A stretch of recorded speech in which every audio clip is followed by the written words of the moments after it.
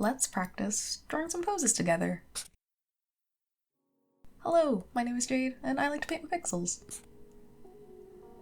I thought it might be fun to practice sketching out some poses to help warm up for a bigger drawing session. There will be a 2-minute timer to do a sketch of the pose, and there will be 5 sketches to do in total. The reference photo will be on the left page, and I'll be drawing with you on the right in real time. I'm doing this in pixel art, and using my little characters as a base for the proportions, but you can use whatever materials you're most comfortable with.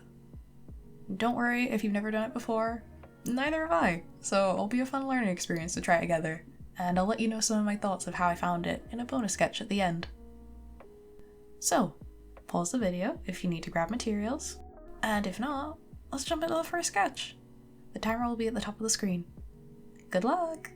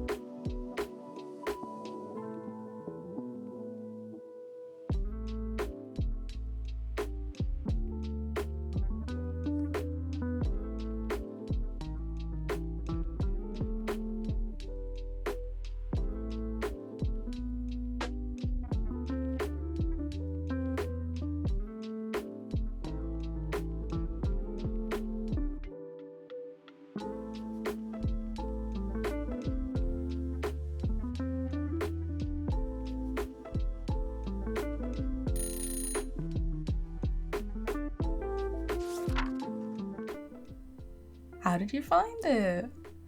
I hope you have fun giving this a go. I thought I'd do one extra sketch while I talk about my experience with this exercise. I gave myself a little longer on this one, but only 5 minutes instead of 2. I was honestly very nervous recording this, mostly because it's something new that I've never tried before, and with it being just a 2-minute sketch each time, it's definitely not going to be a masterpiece, and I can see myself picking out the flaws in each of them while I was editing this.